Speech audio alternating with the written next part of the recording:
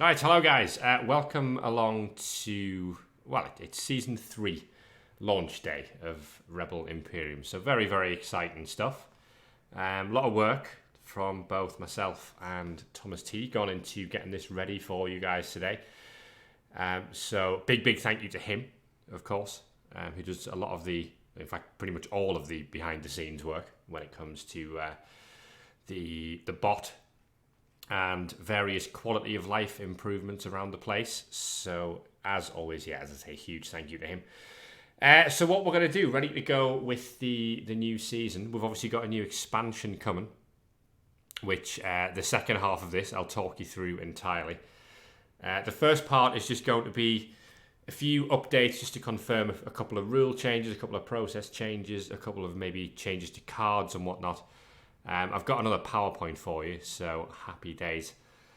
And I guess we'll get straight on with it. So first things first, congratulations, are in order. Season 2 has just finished. And again, Singe is the champion. So Singe has now won both seasons of REBBL Imperium. So we kind of need to stop him, don't we? Because that's getting a little silly at this point.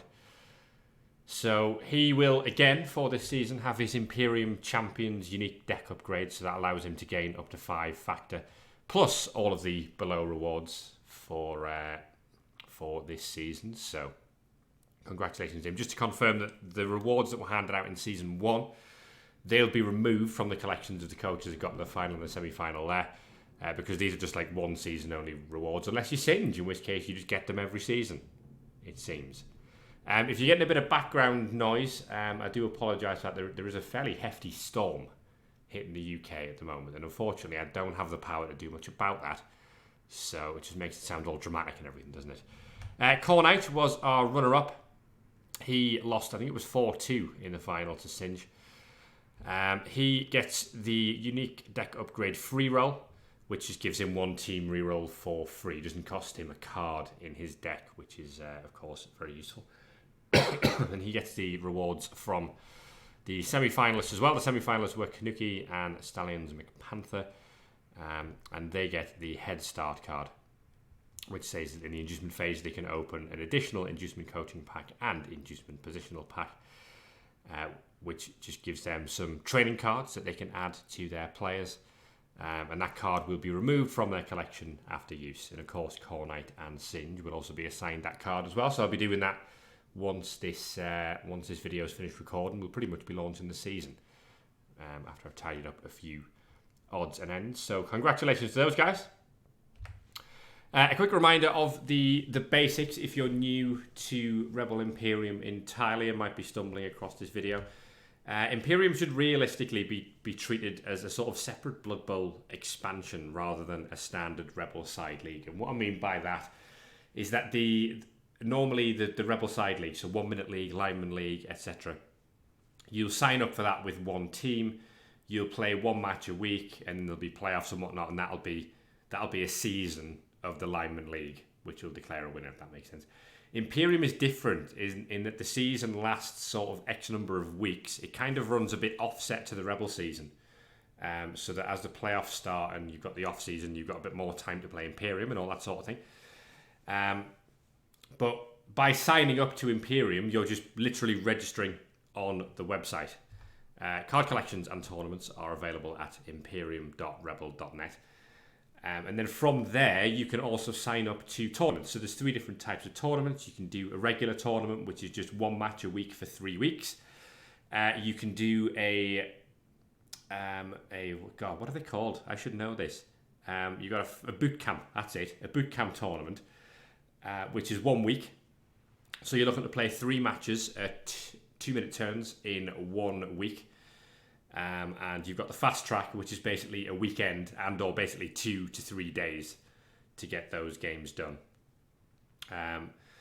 You've got 4 people do a development tournament all the time. The Imperium tournaments are sometimes bigger. I'll comment on them in a second. But you play your 3 matches. It's in a small ladder format. You play to the coach once. And the reason we use a ladder format is because with a round robin, we can end up with tournaments being held up if 2 coaches don't have any availability until the end of the particular week to face each other.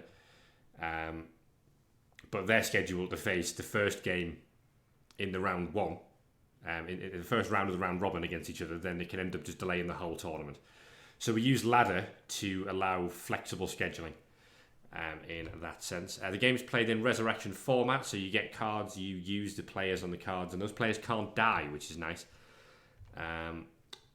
You'll create a new team in Blood Bowl 2 for each tournament, and that's because you'll be earning cards to improve your collection, and you'll basically want to make a new team, but there's obviously no development on your team in terms of SPP. And development tournaments are to improve your collection and get a bit of a practice with building decks and seeing what works and seeing what doesn't and seeing whether you like certain special play cards and all that sort of thing. Imperium tournaments are where you can test your skills and earn prizes by bringing the best cards you've got, the best deck you've got, and testing that against other people's. So that's pretty much the basics of the game. Now, changes for those who've played Season 1 and Season 2. A couple of changes to card values. Firstly, these three, otherwise known as the natural one-turners, Lithium, Milo, and Alawe Unduce. So that's a Wood Elf catcher, a Skaven Gutter Runner, and a High Elf catcher, who are all natural one-turners. They have been increased to 25 card value. That is from 19. That's because those players are really good. And not only that, but they're kind of game-defining players. When you've got a natural one-turner, you're almost, if you can keep that thing fit to try its one turn, excuse me, you're also kind of guaranteed at least a draw, right? So those players you're going to have to pay for the privilege of getting those into your deck. They're going to be pretty much as expensive as a card can be in the game at 25 card value. The Coach-O-Matic 9000 has been reduced to 14 card value for reasons we'll go into slightly later. In fact, on this slide. So the Coach-O-Matic 9000 previously said all special play cards have their targets randomly assigned. This proved to be a little bit of a nightmare, especially in the recent Imperium Cup, when you get to the quarterfinals and you've got 8 coaches. A lot of the other Imperium tournaments run with 8 coaches as well. And that Coach-O-Matic 9000 means that the special play cards of all 8 coaches end up being randomly assigned. Some of those can end up producing particularly convoluted and complicated effects that just meant that I ended up with a headache, everybody else ended up with a headache, and I don't think it was really providing all that. I mean, it was providing little bits of fun, but it was kind of ruining everyone's decks. Everyone was suffering through the special play phase. It became difficult to check if everyone's decks are legal, and I just didn't think it was worth that anymore. So that has been replaced with the following card text. It says, choose one special play card that is yet to be resolved. The chosen card must now be played as if it has the randomized keyword. The randomized keyword I will come onto later because keywords are a new thing. All of the text that comes after that around still opening inducement packs is still there. It's just that first bit of the card that's changed. To Big Mulligans has been removed from the game. Sadly, that card wasn't really providing a good enough effect. It was again convoluted, especially when it was combined with Coach-O-Matic 9000. So you then had to remove cards from players and randomly assign them to other players on random teams. And it was just a real pain in the backside. So To Big Mulligans is removed from the game. If you have that card in your collection and you were planning to move it over to Season 3, please don't. If you do that, I will be removing it from your collection, and there'll be an announcement on this as well when we launch the transfer packs. So please don't move the Big Mulligans over. It won't be available to get from any packs from this season going forward, and that card is basically just going to be left to die peacefully. This is a big change. So reaction cards, we've got a big change to these. The reaction phase has been removed from the game. So the pre-tournament phase now progresses. You've got the special play phase, you've got the inducement phase, and then you go straight to the Blood Bowl phase. The Blood Bowl phase being when you actually play Blood Bowl. Between inducement and Blood Bowl, we used to have the reaction phase. Reaction cards were introduced after Season 1 in the first expansion that we did. And they were kind of an attempt to stop or discourage just basically all of the special play cards just being used on REBBL Legends, because people were quite excited to get their REBBL Legends. They were bringing them to tournaments, and then everybody's special play cards were just being targeted on that one REBBL Legend, essentially completely nerfing the player. And that was kind of ruining the fun. So the reaction card was brought in to say, right, well, if people are going to do that, then I'm going to use this reaction card to give myself some benefit or give you some punishment. The problem being that it was very difficult to determine if they were going to be used. You'd put them in your deck, but you wouldn't actually know if they were ever going to trigger. People couldn't see what reaction card you had, but they could see that you had a reaction card, and then they might be less inclined to target your players, which means you don't get to use a reaction card. So I'm happy to admit when things aren't working. I don't think that quite worked as well as we wanted to, so we're going to make a change to it. Reaction cards still exist, and they will still be hidden from other coaches in your collections.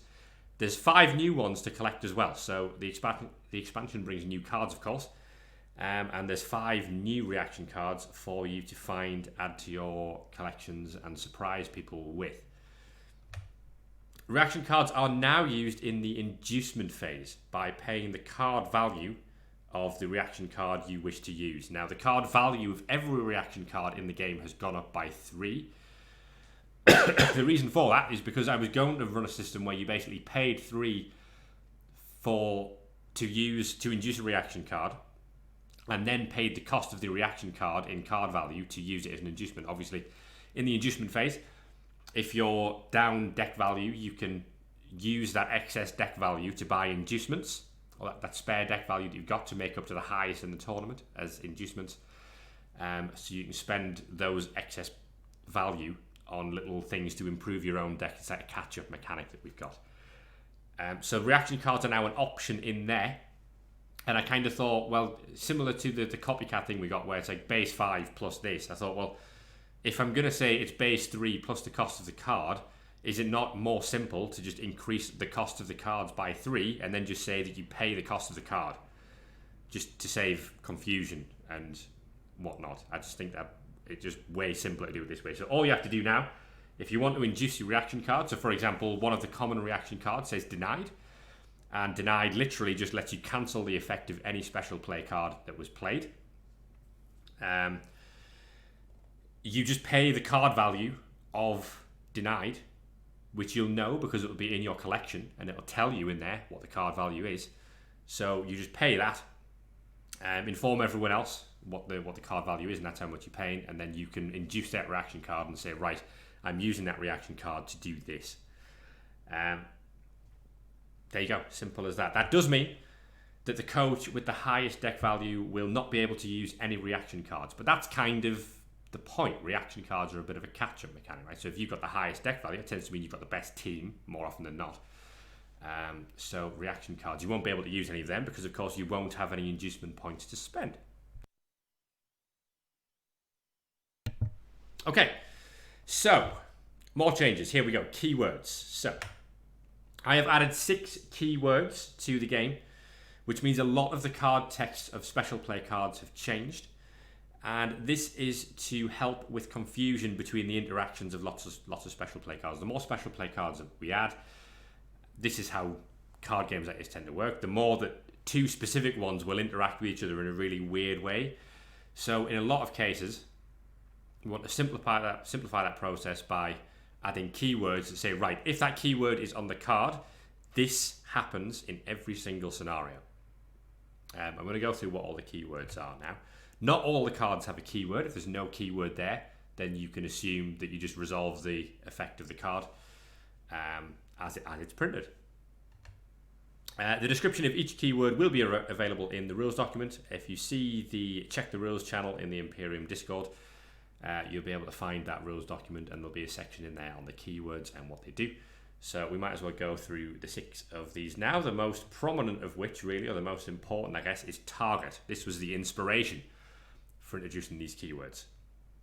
So target basically says that you select the advised number of players. Now the card might say target 1 player, target 3 players, target whatever. So that's the advised number of players. And you directly target those players with this special play card.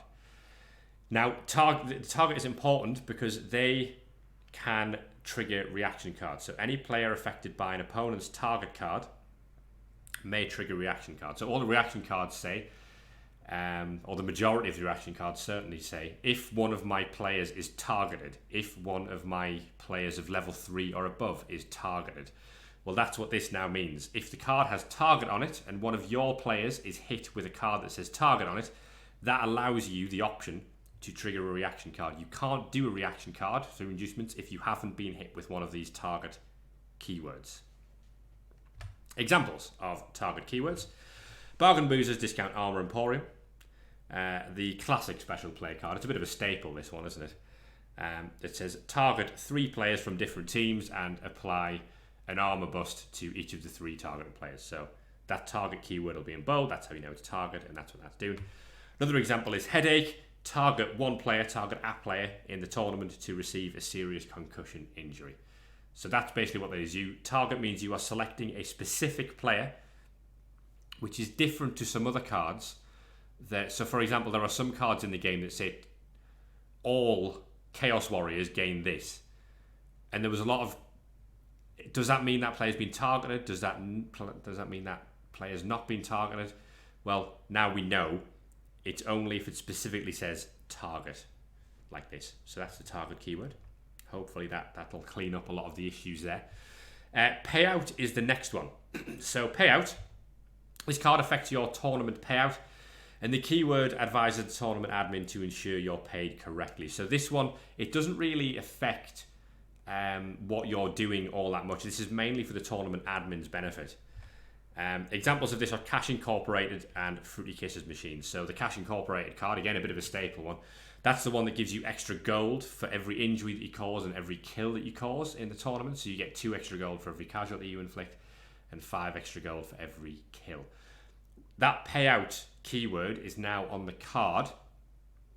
When you include that card in your deck and submit it, the tournament admin, when they come to make payouts through the website, which is the thing they have the ability to do, they will be advised that this coach has a card in their deck that has a payout keyword on it, and then they will know to check, right, I need to check that this coach played Cash Incorporated, so I need to give them extra gold because of that. And that's just to save that confusion of people having to come and say, oh, by the way, I used this card, I didn't get the payout for it, can we go back and do that? So there we go, that is why that keyword exists.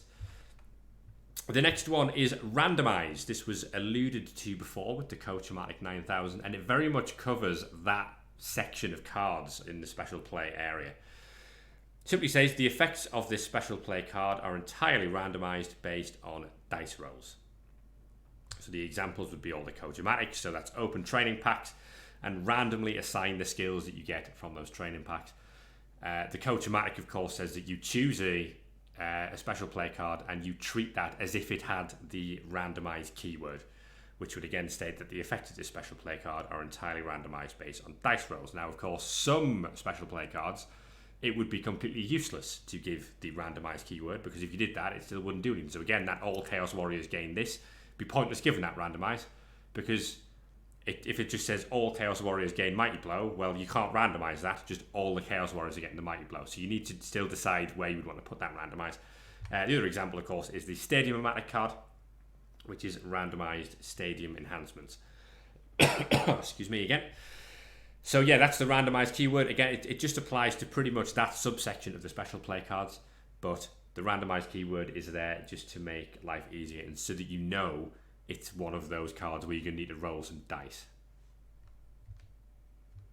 Enhance. I've kind of alluded to this when we talked about target before. This card affects all players of the type stated on the card, with the exception of REBBL Legends. So, the example I've already given is Control Chaos, which now reads, enhance all Chaos Warriors by giving them Mighty Blow. So that'll be all Chaos Warriors on any team in the tournament. They are now this card now considers it to have the enhance keyword, and it says enhance all of those players by giving them Mighty Blow. So that's how you know the difference between things that are targeted and cards that are enhancing things by giving all players of that type. So it might say give all Nurgle Warriors this, or give all Orc players this. Another example is Fiction's Gym, which now says enhance all lineman cards by giving them plus strength. So there you go, that is what enhance does. Again, I think that one is nice and straightforward. The fifth keyword is immune. Now again, this covers a specific subsection of the special play cards. Cards with the immune keyword cannot be affected by any other special play card, nor can they be targeted with anything in the inducement phase. So the primary examples of this, I'm sure some of you will be able to put 2 and 2 together and work out which set of cards these are before I get to them, but here we go. The examples would be serious beef. So these cards where you add the sort of rip-off star players, like Bashnak Wakuf.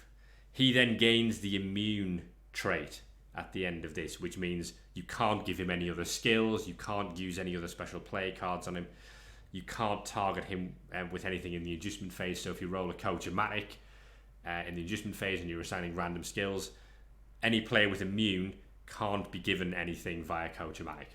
So you ignore them from your dice roll. Yeah, of course, that being said, if a card doesn't have immune, then you can consider it to not be immune. It's quite straightforward. The one thing to clarify as well is that all Rebel Legends have immune unless the card specifically states otherwise. So that rule is still in place. It sort of says, well, Legends can't gain skills and whatnot, but they can still be affected by special play cards that involve injuries and whatnot. So the reason they're not printed with immune is because they're slightly different. They can't be given skills, but they can still be targeted with injuries. Whereas these players like Bashnak Wakuf, they can't be given skills, and because they're immune, they also can't be targeted with those serious concussion cards or bargain boozers cards that inflict negative things on them as well. So that's the difference there. The final one is Arena. Now, again, this deals with a very specific subsection of the special play cards, and it's important to note that if you've played this for a couple of seasons, there's a slight change now with the introduction to this keyword in how these are going to work. So this affects all teams' stadiums. So playing a card with the Arena keyword will cancel the effect of any previously played Arena keyword, meaning that only the most recently played Arena card will ever be in effect. So which cards am I talking about? The example would be the Astro Granite Sail card that says all teams must equip an Astro Granite Stadium. So the way this used to work is that if one coach had played the Astro Granite Sail that says all teams must equip an Astro Granite Stadium, and another coach had played the Magician's Guild Party card that means that all coaches have to equip a Wizard Stadium, they would have cancelled each other out and neither of them take effect. We're changing that now so that the Astro Granite Sail card has the Arena keyword on it. So the order in which you play these in the special play phase is going to matter now. Because if you played yours early, you would say, right, all teams equip an Astro Granite Stadium, and that Arena keyword is in effect.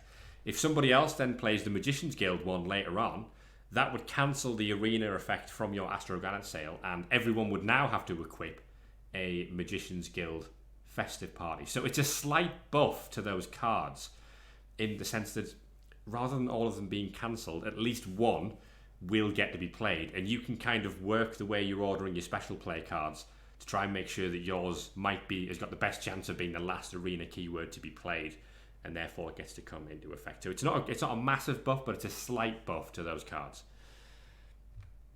Okay, we've also got some changes to the administration, and this is a great one, mainly for me, but also for you guys. And it's, again, a big thank you to Thomas T for all of the work that's gone into this. Excuse me for the coughing, by the way. I am just about clearing up the remnants of the tonsillitis and the illness that I've had recently, so haven't quite shaken this cough. Anyway, automated development tournament is the headline from this. What does that mean? So, in the little master behind the scenes spreadsheet thing that we've got, which basically runs all things Imperium, there's now a tab in there that has a master list that includes all possible tournament combinations. So development tournaments, they can either be regular, they can be boot camps, they can be fast tracks. And then from there, you've got certain deck size limits. So the maximum size might be 18 cards, 21 cards, 24 cards, etc. You've also got a deck value limit. So it could be 100, it could be 125, it could be 175. And then the prizes and whatnot are on there as well.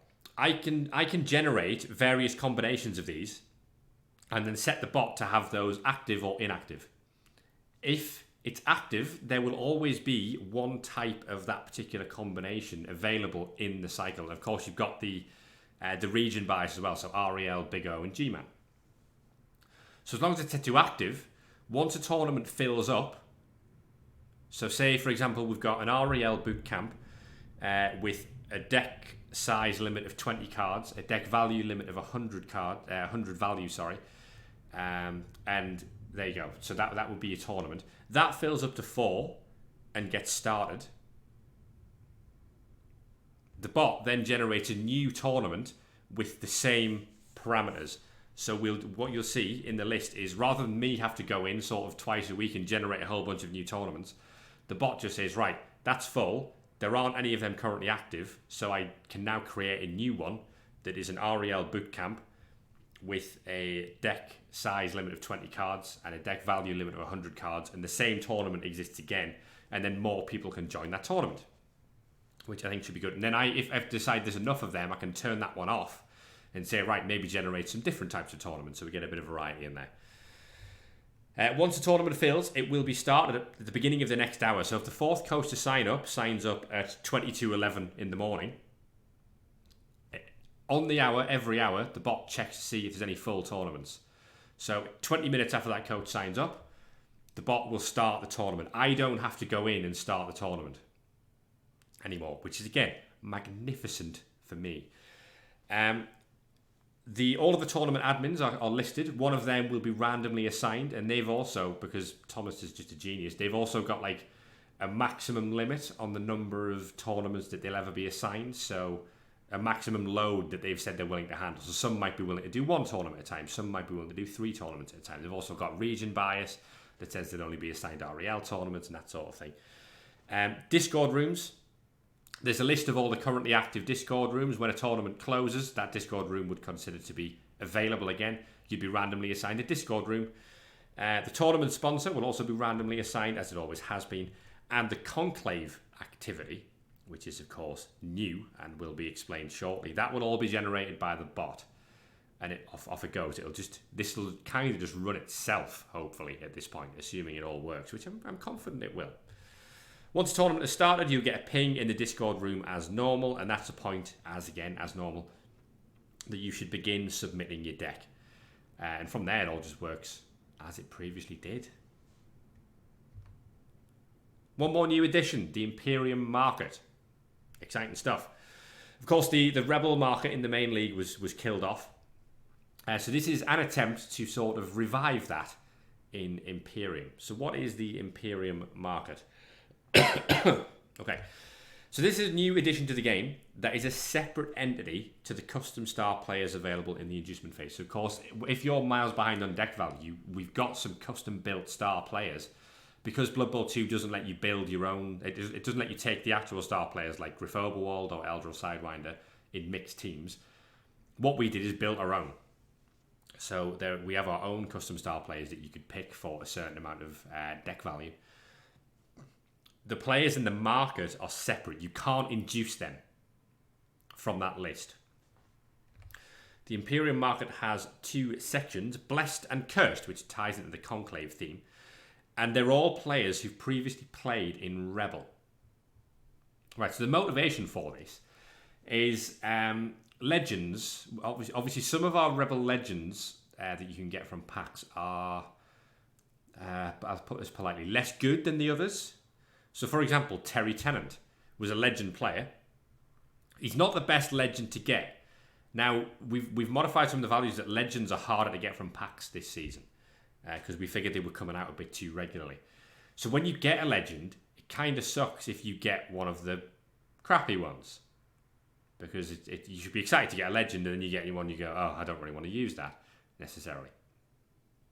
So, but on the flip side, I want to keep introducing some of those players into the game because they are legends in their own right. They're funny players that we all love because they're stupid.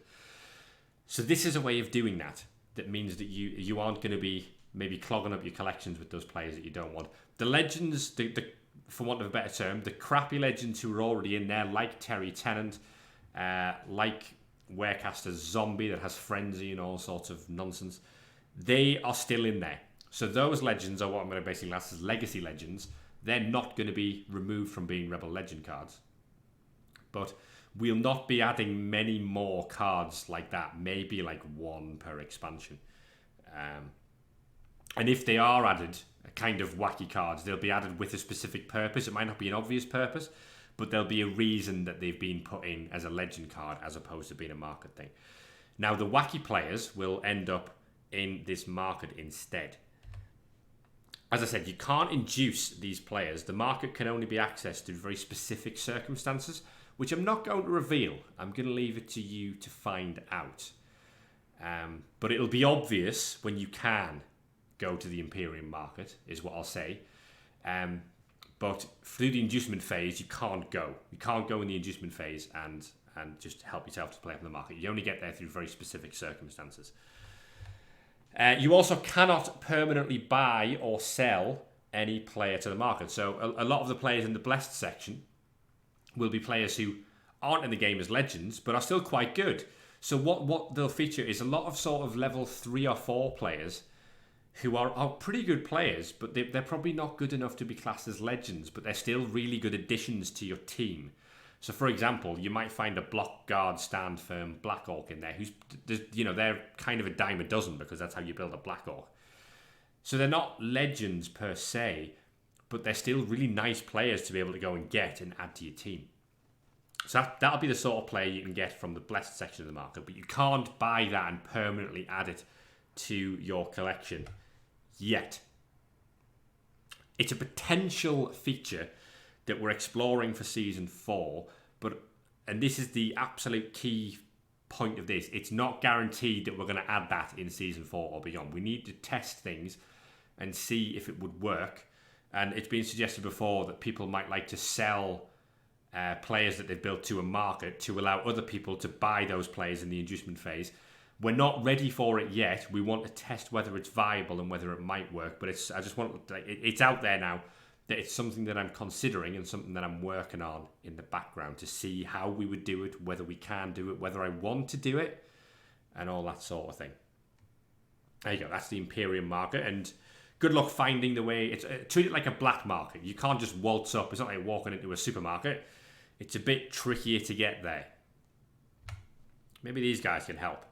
So the new expansion is Imperium Conclave. And again, this was one of those ideas. I was kind of, for a while, was struggling for a theme. Obviously, the first expansion was themed on old school, so it was like the early days of Rebel, bringing some of those legends in. And for a while, I was struggling for a theme for this new expansion, while also coming up with a way to sort of balance things. I was looking for a new balancing mechanic. I was actually listening to the Rebel Alliance podcast, and one of the adverts that Superfed did at the end of the podcast was on the Church of McMackey, and he did this whole sort of religious-themed Church of McMackey advert piece, which sounds incredible, to be fair. And it just gave me this idea of religious cult. What if we had this religious cult who were here to sort of mess with things and decide they've taken interest in Imperium, they like what it's doing, but they're here to sort of influence things in their own little way. And this idea just struck me. I get this thing, unfortunately, where, and much like Imperium in the first place, ideas will very suddenly form in my head and I'll go, oh, okay, this is it. This is what we're doing. So here is Conclave. The Conclave, as I know, they will affect every tournament that is both development and Imperium. What they'll be doing is they will be analysing the makeup of your deck after it's submitted, and they're seeking to reward or punish particular deck building habits. Consecrations are good. The Conclave approve of these things. Corruptions are bad. The Conclave do not approve of these things. So this is some of the terminology you're gonna come to get used to as you play through this, and it's all kind of like religious terminology, if you like. So things that are consecrated are held in high esteem. The Conclave approve of these particular things that you've done with your deck. Now, I'll explain this a bit more in detail as we go through the slides here. Corruptions are bad. The Conclave don't like these things, so they're going to punish you for doing them. And the consecrations, you'll be rewarded for doing them. The consecrations and the corruptions have 3 trigger points. So that increases the size of your reward or punishment. So if you do this thing that the Conclave don't like, and you do this thing a lot, they're going to punish you really heavily for it. If you do this thing that the Conclave do like, and you do it a lot, they're going to reward you really heavily for it. And this is where the balancing mechanic comes in. So a lot of the corruptions, as we'll see, it'll be based around what would already be classed as really strong decks. So if you spam those deck building habits to give you really strong decks, the Conclave will step in and say, no, we're going to punish you for that, and you'll take some sort of penalty. So obviously, what I'm not aiming from this is for it to just be a feels bad mechanic. It's kind of, it's a let's reward those who are struggling and maybe punish those who are doing very, very well, if that makes sense. We'll go into some details on the why a bit later on. What I want to get into is the nitty-gritty of how this works. There are 20 consecrations and 20 corruptions. So there's plenty of ways to appease or displease the Conclave. And this symbol in the bottom right here is basically the Conclave symbol. Okay. Consecrations, let's talk about them. So these are deck building behaviors that the Conclave either approve of or take pity on. So it might be things that they look at your deck and go, yeah, he's built a very solid deck here. I like what he's done. Or they might be looking and saying, I tell you what, this guy must be new. He's not really got anything to work with. So we're going to give him some sort of boost to say, right, this deck is clearly quite weak. We're going to reward you with our blessing and say, here you go, have some sort of reward. Examples of these. So we're not going to give away all of these, but these are some examples that you see. The consecration of lethargy. So this states that if your deck has at least X players with agility 2 or less, that's a blessing. You'll be consecrated. The Conclave will reward you for having at least X players with agility 2 or less. So what this rewards, for example, is those Afterlife United starter decks where you've got to just run with zombies, skeletons, and not very much else. Now, again, it's at least X because we've got these 3 trigger points. I'm not going to tell you what the trigger points are. That's for you to work out. So trigger point 1, you could call them X, Y, and Z. So trigger point 1 would be X. And if you get at least X number, then you get the level 1 reward from that. If you triggered the second trigger point Y, then you get the level 2 reward. And that would just be more agility 2 players. So it's basically more of the same thing triggers the increased reward. Another example is the consecration of destitution, which is at least X common rarity cards in the deck. So again, if you're quite new, you might be struggling to put a deck together. You just sort of, all you've got is common cards or starter cards, and you're just throwing all of them into your deck. If you've got loads of those common rarity cards, the Conclave might go, tell you what, you need a hand, here's a reward for you. This might give you a bit of a boost. On the flip side, the corruptions. Excuse me. So these are deck building behaviors that the Conclave either dislike or they consider too powerful. You're doing really well and we need to rein you in a bit. Examples of these would be the corruption of legends. So this is something that we see a lot in the Imperium tournaments and especially the Imperium Cup. So if you've got at least X REBBL Legend cards in your deck, then the Conclave are going to step in and say, nope, this deck is way too strong. We need to hit you with some sort of punishment for this.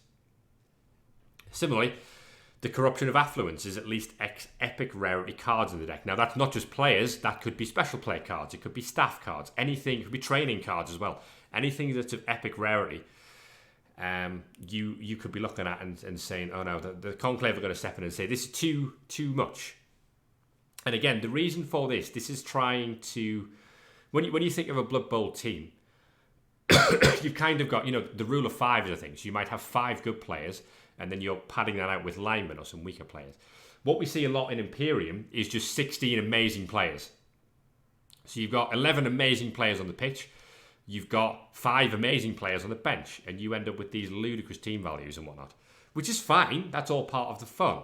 But it's not making you think about the best way to build your deck. All it's doing is just saying, I'm just going to put all of my best cards into this deck. You'd be punished for doing that now. Or you may be punished. It's not guaranteed, as we'll come on to in a second. So, some deck building behaviours can be both consecrated or corrupted by the Conclave, depending on their move. I don't know why that came up in that order. This is the whims of the Conclave. So, examples of this: the consecration or the corruption of preparation. So that is at least X players with printed skills in the deck. For example, Kick Dark Elf Lineman, plus Strength Witch Elf, plus Strength Black Orc, this, that, or the other. That can both be rewarded and punished. And you don't know which it's going to be. That could change depending on any given tournament. So if you run X number of players in there who've got the, the pre-printed skills, so it might be a Wrestle Lineman or this, that, and the other. You might be rewarded for that because that's efficient play. You've prepared well. All these players already come with skills. Or the Conclave might decide, actually, no, this week, this tournament, we don't like that.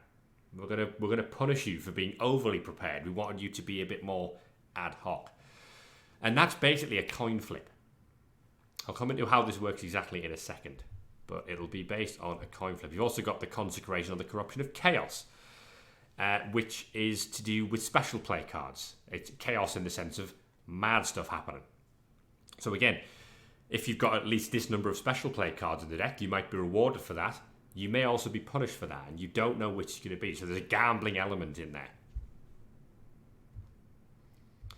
Each tournament will generate a total of 3 consecrations and corruptions in 2 possible combinations. So you've got 2 consecrations and 1 corruption, which is basically if the Conclave are in a good mood, or you've got 1 consecration and 2 corruptions, which is if the Conclave are in a bad mood. So where you've got 2 consecrations and 1 corruption, and again, I hope we're sticking with the language here, but this language was necessary to make everything make sense when it's all played out. So if you've got 2 good and 1 bad, that tends to mean that you're going to see more rewards in play than punishments. If you've got 1 good and 2 bad, then you're going to see more punishments in play than rewards. And again, that is it's a coin flip. That is randomly generated as to whether there'll be 2 consecrations and 1 corruption, or 1 consecration and 2 corruptions for any given tournament. All decks will be analysed to see which consecrations and corruptions have been triggered. So remember, we've got the list of 20 consecrations, and we've got the list of 20 corruptions.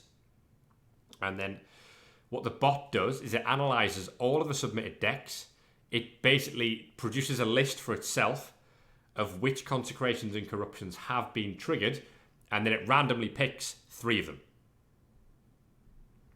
And it could be 2 consecrations and 1 corruption, or 1 consecration and 2 corruptions, as we said. So the reason we've done it this way is because, for example, that corruption that said corruption of legends, if, say, you put say you built a team of all Rebel Legends because you've had a great season, you've got some good cards, you've got 11 Rebel Legends, right? Now, that would trigger the corruption of legends. But if you're randomly assigning the corruptions and consecrations before seeing the decks, then it's basically a 1 in 20 chance that corruption even comes up, or slightly less than 1 in 20 because it might trigger 2. But the odds are low that corruption would even come up, and you might just, you're likely to just get away with it anyway. Whereas instead, if we analyse all the decks first, and then pick from those that have been triggered, then it means that it's having an effect every time, and we avoid what happened with the reaction cards, where you've got a situation where we've introduced this new mechanic, but actually it's random chances, meaning that it's barely affecting any of the games. What this means is that it will, assuming the conditions have been met, and at the start of the season we might find that it's more difficult to meet these conditions because people don't have the collections to hit a lot of the bad points and whatnot. But it means that it will have an effect because we're choosing randomly from those that have been triggered, as opposed to just randomly choosing regardless of whether or not they've been triggered. As I say there, so from those triggers, 3 will be randomly generated in the combinations listed above. Exciting stuff from this as well, because what happens when they are generated? Well, this is what the Discord bot looks like. So this is an example that we ran yesterday. just amongst some of the tournament admins. So you can see at the top, the bot will produce a special play phase title. It'll then tell you what the Conclave rituals are for the tournament. So it's analysed the decks. It's seen that X number of things. So it might be that, it might be that only these 3 were triggered. It might be that 21 of the 40 possibles were triggered, and then it's randomly selected these 3. So you can see we've got 1 corruption and 2 consecrations. Consecrations lead to blessings, corruptions lead to curses. We'll come on to that in a second. You can see the corruptions we've got there. Corruption of the popular, which says at least X positional player cards in the deck. So if I've got too many positional player cards in my deck, I'm going to eat a curse for that. And then the consecration of idleness says at least X players with movement 5 or less. So if I've got a really slow team, I'm going to be blessed for it. See, consecrations, as you can see from the arrow, say consecrations lead to blessings, corruptions lead to curses. And then you can see the rest of the special play phase works as normal. We've got the deck values listed. We've then got the special play cards listed in order. That phase all happens normally. Then this appears below. So below all of the special play cards, this appears. So it says Haringzord triggered Corruption of the Popular, run Curse 2. Haringzord triggered Consecration of Idleness for 5, run Blessing 1. So it tells you what you did and how many times you did it. It just doesn't tell you what the triggers are. So you can look and say, okay, I need to... if you see this enough times, you can start to work out where the trigger points are yourself. But until then, you're going to have to work with it. So you can see you've got Blessing 1, Blessing 2, Blessing 3, Curse 1, Curse 2, and Curse 3. That basically shows you what level. The 1, 2, and 3 refers to the level. So if your deck generates a Consecration or a Corruption, the Imperium bot will inform you beneath the special play cards. Depending on the trigger point you've hit, you'll be advised to run !Blessing X or !Curse X. So X is between 1 and 3 and denotes the level of the blessing or curse you receive. 3 being the strongest, so 3 being the biggest reward you can get. And 1 being the weakest, if you like. So then what you will do is there'll be, after all the special play is done, you will run these. So all blessing and curses, as I say, are resolved after the special play cards have been resolved, but before the inducement phase begins. So you'll do all the special play cards until the special play phase is done.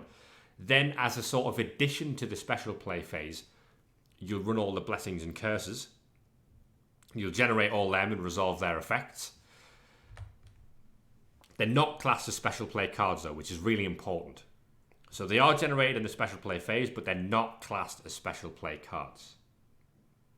So again, things like What a Good Idea, which copies the previous special play card for whatever, if one of them was generated in a inducement phase, you couldn't go back and say, right, okay, this I'm treating this to be a repeat of the blessing, which was the last special play card run. They're not special play cards, even though they're generated in the special play phase. Right.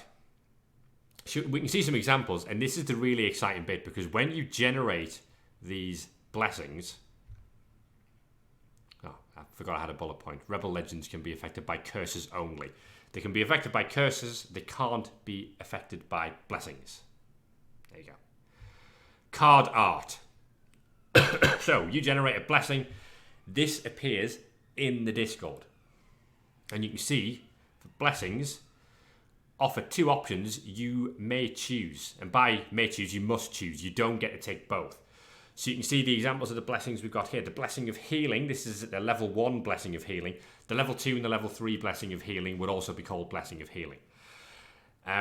So the Blessing of Healing, you may target 1 player on your roster and remove 1 injury from the targeted player. This is why the blessings happen after the special play phase. Because if a special play card has... injured one of your players, hey presto, the Blessing of Healing lets you remove that injury from the targeted player. Now, of course, blessings can't target Rebel Legends. You can't use that to remove an injury from a Rebel Legend. The Blessing of Speed is a little bit more complicated, but you can see you target one lineman on your roster and you get to upgrade the lineman to any legal positional type with natural movement allowance of up to 2 more than the lineman. So as you can see in the picture, a high elf lineman is movement 6, a high elf catcher is movement 8. So you can turn a high elf lineman into a high elf catcher and keep all of the skills that were already assigned to the high elf lineman. So if you've got a block dodge high elf lineman, you can literally just upgrade that to a high elf catcher, keep the block dodge, and he gets to be a catcher instead of a lineman. If no such positional exists, apply up to 2 plus MA to the lineman instead. So where might that be? Halflings, for example. So the halfling would be the lineman, the treeman would be the positional. The positional is slower than the lineman, so we can't upgrade to a tree. So instead, we can give up to 2 movement allowance increases to a halfling.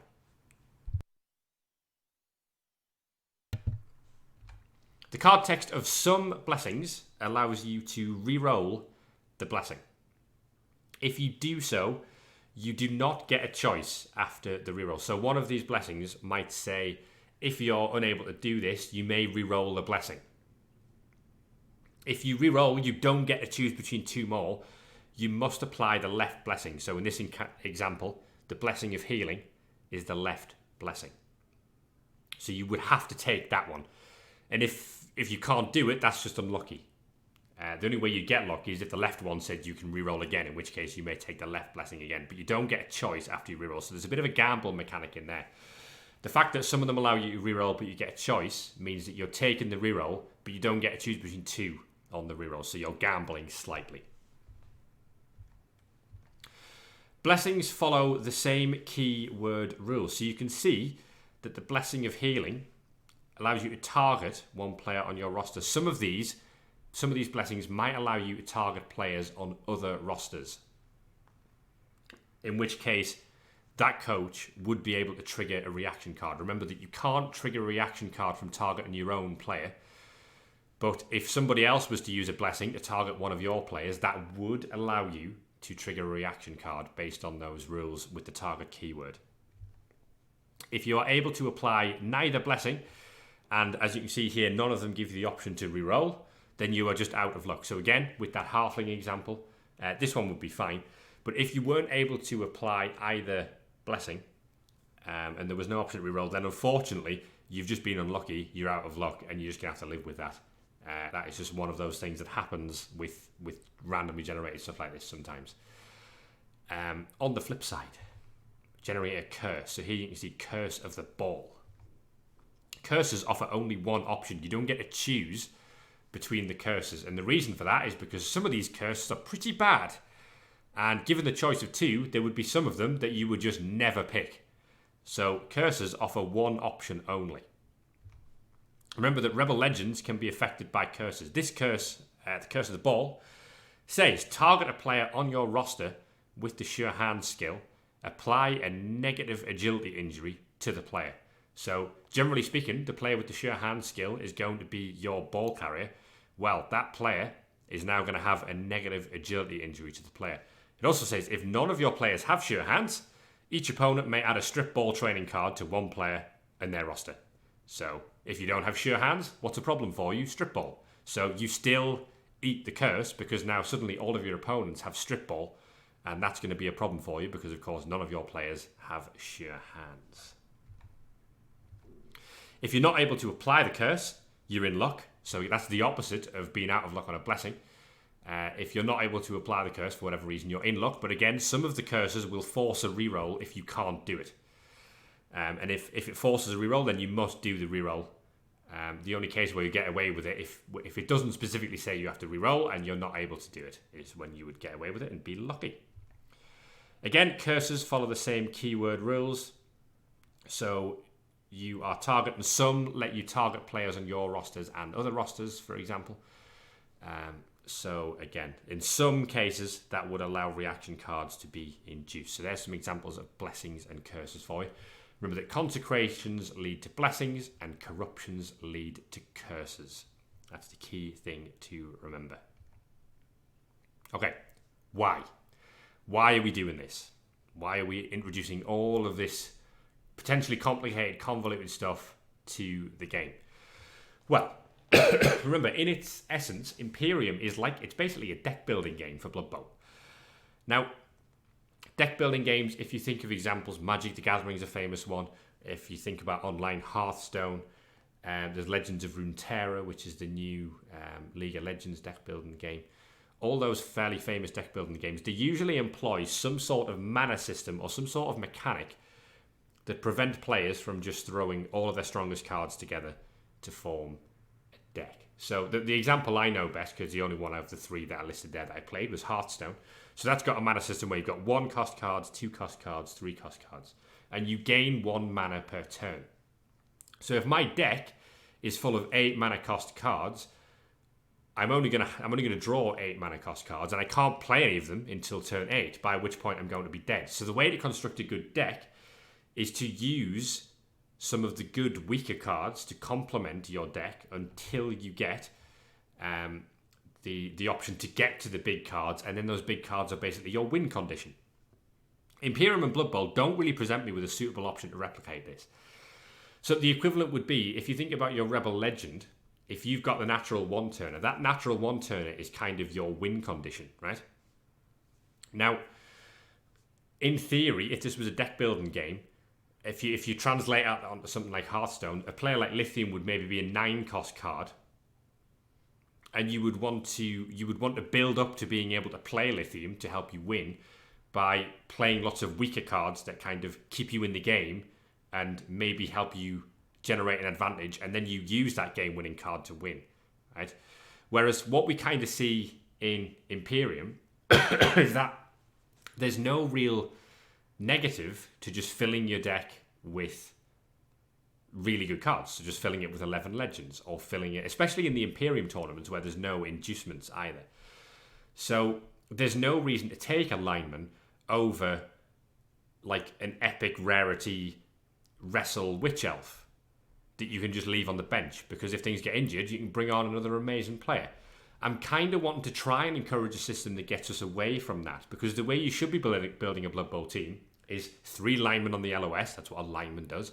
And then you're trying to cleverly build a player with, I think this player, and this player would be the key pieces that I need to win this game. I'm going to complement them with these players and try to build a game-winning team that way, rather than just sort of saying, well, I've got 11 Legends, all these players are amazing, I'm just going to stick all of them in my deck, and then I'm probably going to win. You know? It's not that you'll definitely win, you still need to play well to win with those players, but it just gives you a natural advantage, right? So we're trying to maybe mold this into being more, I want to avoid getting the curses from the Conclave, so maybe I'm going to consider building this deck in such a way that's like, right, I'm going to build a deck that's got some rookie linemen in it that are line fodder, and they're going to be used to protect and complement my better pieces, so that I'm not just putting like amazing players on the line as LOS fodder.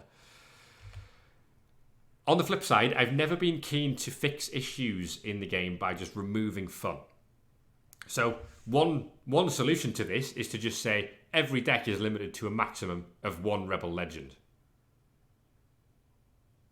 Kind of boring, right? Because you want to be able to run Knife Juggler alongside, I don't know, Happy if you on the Orc and Chaos Dwarf team, and have those combinations of really good players. It's a fun team to play, right? So I've never been keen to fix these issues by just saying, oh, I'm just going to remove the fun. I'm not going to let you put all of your best cards together. You're only going to be able to use certain numbers of them. You know, I could limit it and say you're only allowed 3 cards over 15 deck value. Well, I don't want to restrict it. What I want to do is put the power into your hands, if you like. So Conclave is intended to be a balancing mechanic that puts the balancing in the coach's hand. You have the option to avoid these curses by carefully considering whether you really need that extra legend or whether you really need that extra epic rarity card. So if you're looking and going, well, I've got this number of legends in my deck. If I put a 4th one in, is that going to trigger a curse? Or like, you know, I'm going to have 3. If you got a 4, if I put a 4th one in, will that trigger a curse? Is it going to trigger a worse curse? Do I need that extra legendary player? Or can I actually get by with maybe just not putting that player in, I could maybe just put a lineman with one skill in who could do me a job. I don't need that player particularly. And then I could maybe avoid a curse or worsening the curse that I might already be going to get by putting that extra player in. So that's the design theory, if you like, behind what we're trying to do. Hopefully it works. I don't know if it will work. The one thing with Blood Bowl players is that they're very, very good at metagaming and very good at breaking everything I put together. So what we'll need a few weeks to sort of let this play out, see what's working, see what's not. Me and Thomas reserve the right to adjust anything that needs be. We were originally going to run 5 consecrations and curses in a 3-2 combination. The testing we did kind of realised that we were triggering loads of stuff and you were getting to run lots of blessings and curses. So we've reduced it to 3. If we don't think that's enough, we might increase it back. If we think that's too many, we might reduce it to just 1 of each. We might reduce it to just 1, and you don't know if it's going to be a consecration or a curse in any given tournament. We're just going to let this play out over the first few weeks and see. Hopefully it works. Hopefully you guys enjoy it as well.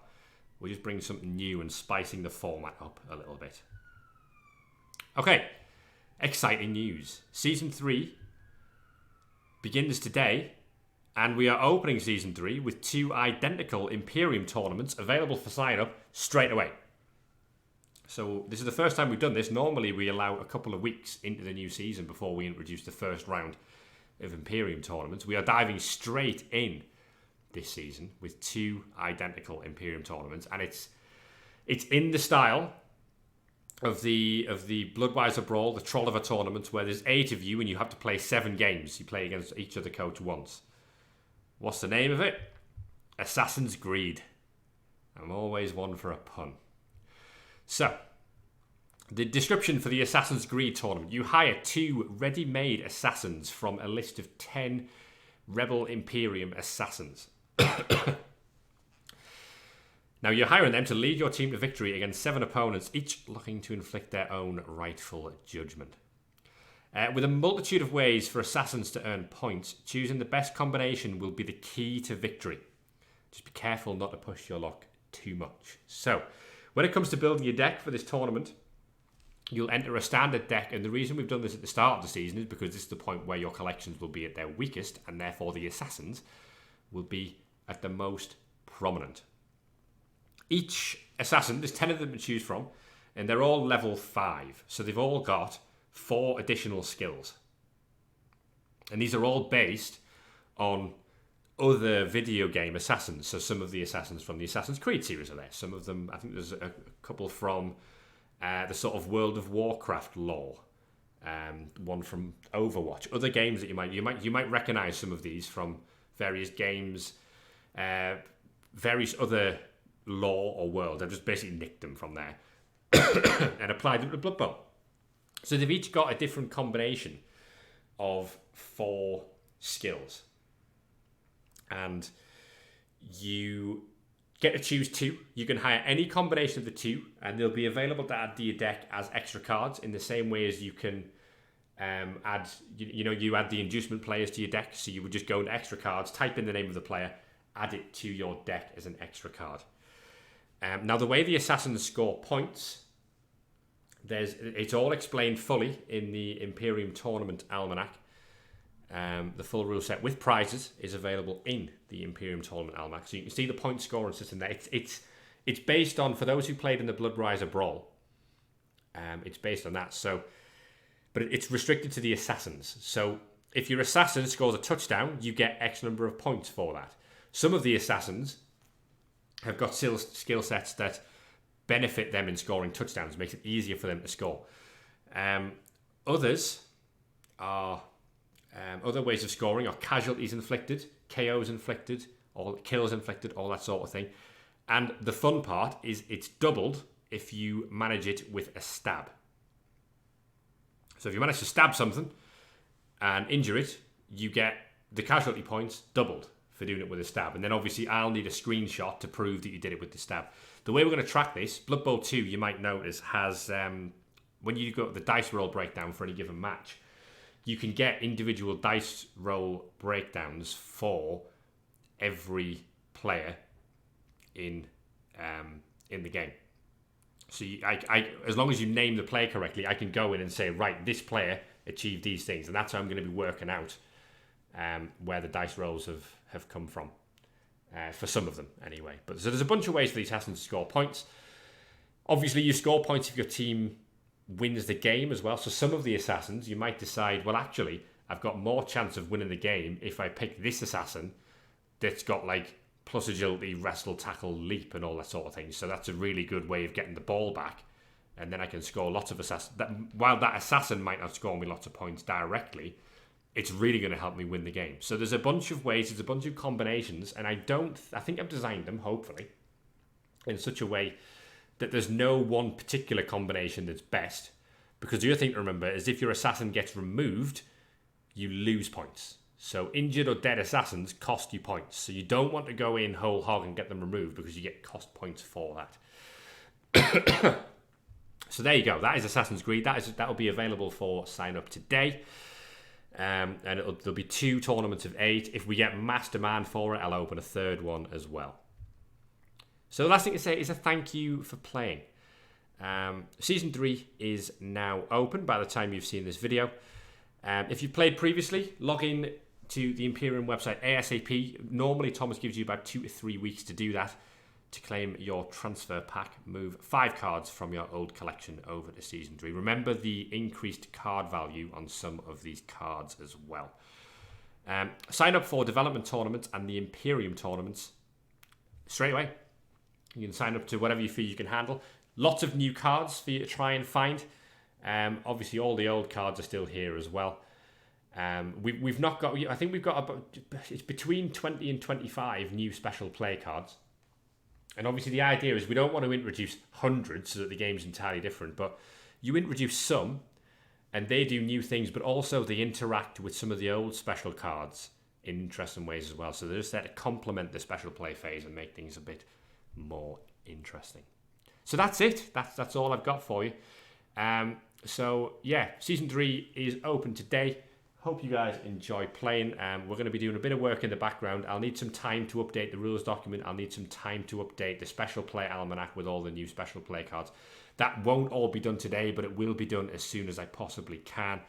And other than that, all that's left to say is welcome to REBBL Imperium Season 3. If you joined us for the first time, I hope you enjoy playing the game. And the Conclave, hope that you enjoy playing too.